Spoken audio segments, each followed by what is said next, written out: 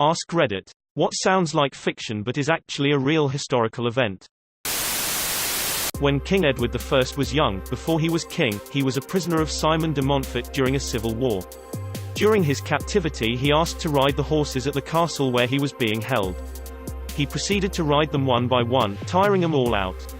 When it came to the last horse he mounted, bade his captors farewell and rode away.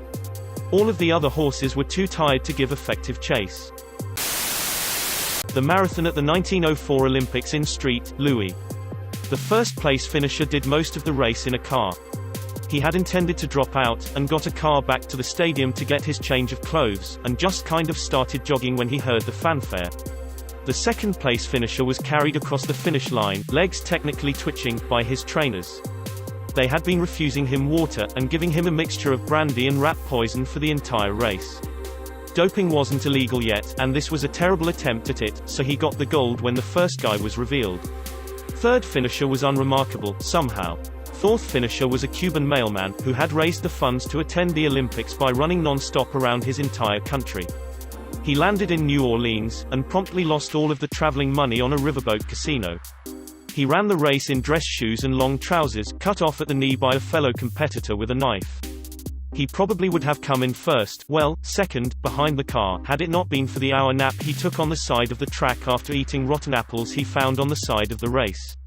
9th and 12th finishers were from South Africa, and ran barefoot.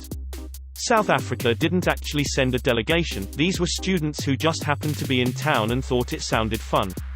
9th was chased a mile off course by angry dogs. Note, these are the first Africans to compete in any modern Olympic event. Half the participants had never raced competitively before. Some died. St. Louis only had one water stop on the entire run. This, coupled with the dusty road, and exacerbated by the cars kicking up dust, lead to the above fatalities. And yet, somehow, rat poison guy survived to get the gold. The Russian delegation arrived a week late, because they were still using the Julian calendar. In 1904. Seriously. This needs to be a movie. This sounds like some Monty Python shit. Return of Napoleon. An army was sent to intercept him, and they ended up fighting for him. If it was shown in a movie most people would have considered it cheesy and unrealistic. In 496 BC the army of King Gudgeon of Yu put 3 ranks of criminals in the front of the battle formation. Their task was to impress the enemy with their ferocity and commitment by chopping off their own heads as soon as battle was joined. The tactic was a success. While their opponents from the state of Wu were recovering from their astonishment, they were overrun by the rest of the Yu army. The convicts, who were condemned men anyway, had been coerced by the threat that if they didn't comply with this plan their families would be executed also. Stephen Fry on Chi. I think cutting off one's own head is pretty unlikely, but they might have slit their own throats. True, but whatever method the convicts were forced to use, and considering that the opponents likely had no idea that they were condemned criminals, that's got to be one of the most effective direct acts of psychological warfare of all time. Note, by direct, I mean one that's targeted at a specific local audience with immediate effects, as opposed to psychological warfare tactics that operate with a wider range and timeframe, like lowering the morale of a whole city or country as word of the event spreads, or confusing, misdirecting a whole military force. The Great Stink of London in 1858. One summer the heat dried up the River Thames, where all the human waste went, and an unbearable smell pervaded throughout the entire city. All Parliament representatives were eventually coerced out of their homes outside of London to convene and solve the issue. Much to the citizens' glee, Parliament was held in the building on the bank of the River Thames, resulting in one of the fastest Parliament decisions ever made to reform the London sewer system. Vesna Vulovic fell from a height of 10,160 meters and lived. She holds the world record for surviving the highest fall without a parachute. Anything more than 450 meters and you might as well go for the record. Google's terminal velocity. Yup, checks out. A typical skydiver in a spread eagle position will reach terminal velocity after about 12 seconds, during which time he will have fallen around 450 meters, 1,500 feet. I'm still going to want to aim for the pillow factory. The town of Rothenburg ob der Tauber in Germany, one of the country's oldest and most preserved cities. Essentially during the 30 Years' War, the Catholic army wanted to destroy the town because they resisted the church. Count von Tilly, sounds like a Monty Python name, was going to destroy the town, but as a gesture of peace the town offered him a mass 3.25 L of local wine. He declared that if anyone in the town could drink the mass of wine in one go, he would spare the town and move on. Then someone just walked up and did it. So the army left. Much later during World War II, when the US was performing air raids, someone in the White House knew of this town and pleaded that we do not destroy it. So it has been saved from 2 wars, all because one guy chugged a bunch of wine. Edit, apparently there was some damage done in World War II, but I don't know if it was bombed. It's also not one of the oldest cities but one of the most preserved.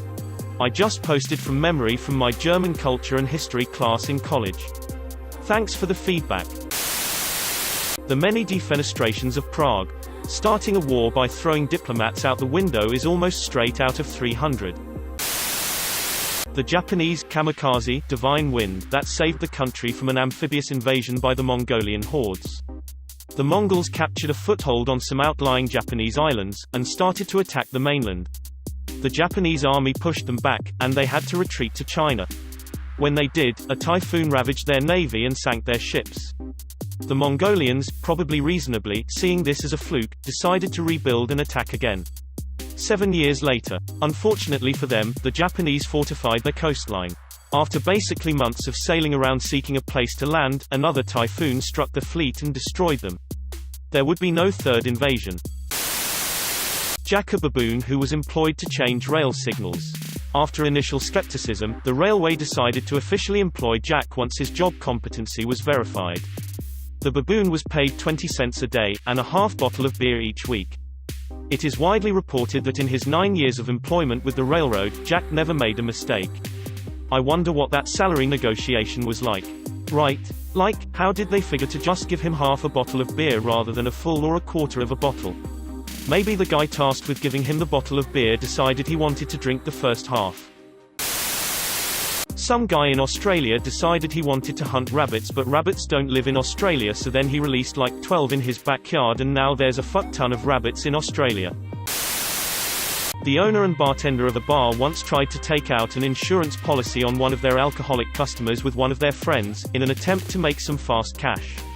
They immediately opened his tab up, hoping he would drink himself to death. That didn't work, so they began spiking his unlimited drinks with antifreeze.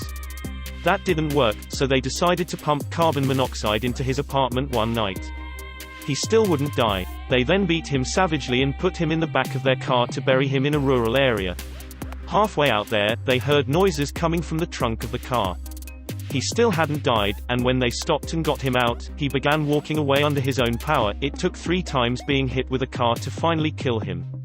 That man may be the closest thing we've ever had to a superhero. Edit. Since posting I've been made aware that his name was Michael Malloy, if anyone wants to read further about his story. What's super fucked up is that the cure to antifreeze poisoning is drinking alcohol. Seriously. Serial killer Carl Panzram broke into the home of former President William H. Taft and stole jewelry, bonds, and a gun. With the money he got from the first 2 he bought a yacht in which he used the gun to kill a bunch of sailors. In the 1800s there were street vendors in Egypt who sold ancient Egyptian mummies.